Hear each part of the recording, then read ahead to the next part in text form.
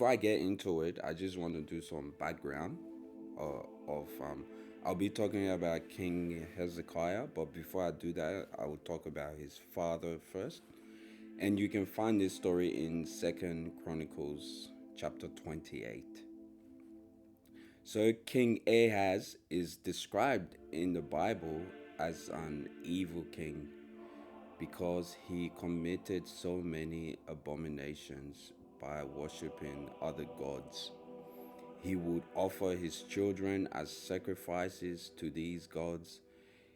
Um, and King Ahaz was the king of Judah, and then his son King Hezekiah took over. So both King Ahaz and King Hezekiah are ancestors of David, King David. So apple doesn't fall far from the tree. So Hezekiah was 20 years old when he became king of Judah, and he reigned for 16 years in Jerusalem. So that's the dad. Let's go to the son. Now, this story as well, this other story I'm about to talk about, King Hezekiah, you can find this in Second Kings chapter 20. So King Hezekiah was 25 years old when he became king of Judah and reigned for 29 years in Jerusalem. He was a righteous king, unlike his father. He destroyed all the idols and temples his ancestors built to worship other gods. So he was favored by God. King Hezekiah was the 13th successor of David as king of Judah. King Hezekiah, um, he became um, he became very sick. Yeah, the prophet Isaiah told him he would die, but Hezekiah turned to God. In the face of death, he trusted God, and God answered his prayers and added 15 more years to his life. It's kind of like you imagine you're in a hospital and the doctor is like, yeah, you got 2 more days left. You got 2 more days, uh, but your faith is very strong. You're like, nah, I'm gonna turn this over to God. Like the battle is not mine, it's his. So that's what King Hezekiah did. His heart was really after God, and it was for God. So after he was told he would die, and he still had faith, he trusted God, and he prayed to God. God answered his prayers and added 15 more years. 15, not two, not three, not four, not five. 15 years more. So when you think everything is falling apart, just pray and have faith. Leave the rest to God. For instance, Job, he thought he lost everything, but he got double back. King David trusted God and took down Goliath. Moses and Aaron trusted God and got the Israelites out of Egypt, out of slavery. Daniel was in the lion's den, no harm came to him. Joseph was sold into slavery by his own blood, but in the end, he saved his family, so that turned out good. Hmm. Uh, Another example is the three Hebrew boys, Shadrach, Meshach, Abednego. They refused to worship King Nebuchadnezzar's statue, knowing the outcome they will be thrown into the furnace, but the boys came out without scratch on them. Just leave it to God.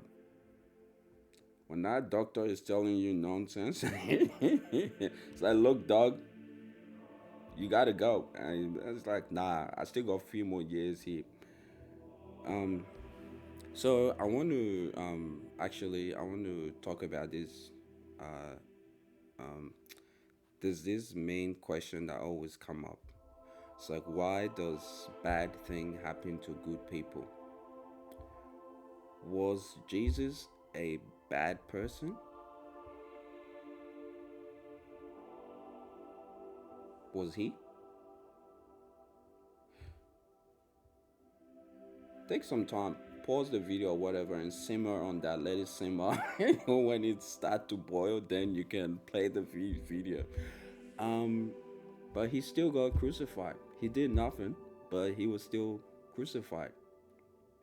So if you think you're a good person or something, and you want your life to just be good, no rain, no thunderstorm, no trials or tribulations, then I'm sorry to tell you, but that's not how it works. Jesus died on the cross to set an example for us. If you choose to follow him, expect persecutions from the world. Just because you do good, that doesn't mean he owes you anything as well. Just because you go and help someone in a way and you do that, doesn't mean that person or God owes you anything. They can reward you back if they choose to, like from their heart. If they don't do it, they don't owe you anything. So just because you help someone out doesn't mean they owe you anything. And don't do something if you're gonna expect something back in return. Just do it and go buy a business. Um, yeah. This next story, it can be found in Matthew 16:24 to 26. Jesus said to his disciples, "If anyone would come after me, let him deny himself and take up his own cross and follow me. The devil will come for you with everything he got. He will. Bah, bah. But don't worry, because we were given authority to trample and tread on serpents and scorpions and over all the power of the enemy, and nothing by any means hurt us." That's in Luke chapter 10 verse 19. If you can't control it, leave it to God. Surrender yourself and everything to God. Imagine if you're Moses or Aaron and God sent you to the government to let his people go. Now, don't forget Moses also committed murder, and then he hit the body and then ran off. And then God is like, "Look, I need you to go back to to that to that place." I'll be like, "Nah, I'm not gonna lie. I mean, I committed murder. You want to send me back? Like that's straight prison." Um, it was like Uriah just walking straight in. Yeah. So the security, as soon as I step into Parliament House, this security would be like, "This clown not serious." Or if you were David taking on the giant, imagine if you were David and you taking on Goliath. Oh, I would have just be like, "Dog, look, let's reschedule this fight." Um, but David, Aaron, and Moses had faith. They believed that the Lord will not leave them nor forsake them. Through him, all things are possible. Another thing is daily bread. I want to talk about this. The daily bread came from the time the Israelites was in the desert. They prayed to God daily for food, and manna would fall from the sky. Not too much, not too little, but just perfect, just right, just like Goldilocks, just right. And the people would take time to seek the Lord daily. He did that because he wants us to seek him daily. So that's how daily bread came about. He would just drop manna, like it's like this bread, drop them, not too much, not not too little, but just perfect. So he did that so the Israelites would go to him every day. If he just dropped everything like a whole bag, bah, and they're set for 1 year, he's not going to hear from them in 1 year time. So he's like, look, you're only getting what you need for today. Tomorrow you can come and see me again if you want some. If not, well, that's on you. So God has it all under control. Saul went from prosecuting Christians to the greatest apostle. He wrote half of the New Testament. When discussing the New Testament, you have to mention his name because he did that. His name was changed from Saul to Paul. Sarah was changed to Sarah, which means mother of many nations. And Abram name was changed to Abraham, which means father of many nations. Moses was a murderer, but the Lord redeemed him by choosing him to free the children of Israel and lead them into the promised land. No one is too big or too small for God to use to do his work, even criminals.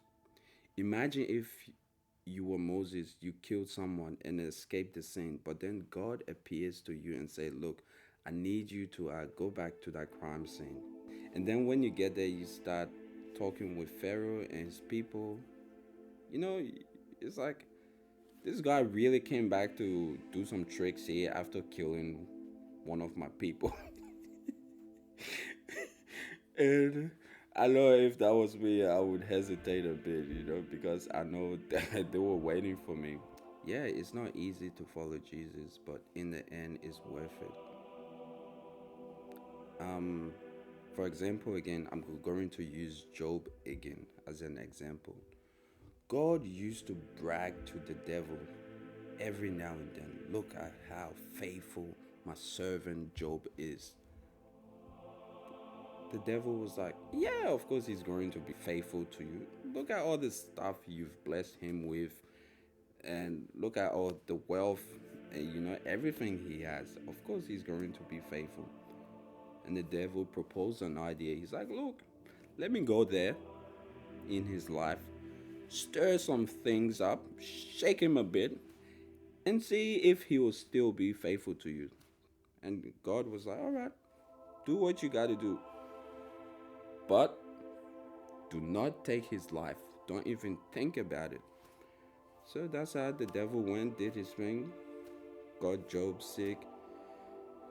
The wife is like, why don't you just curse God? He lost everything, children, even his friends was looking at him funny and talking down to him, but he still remained faithful.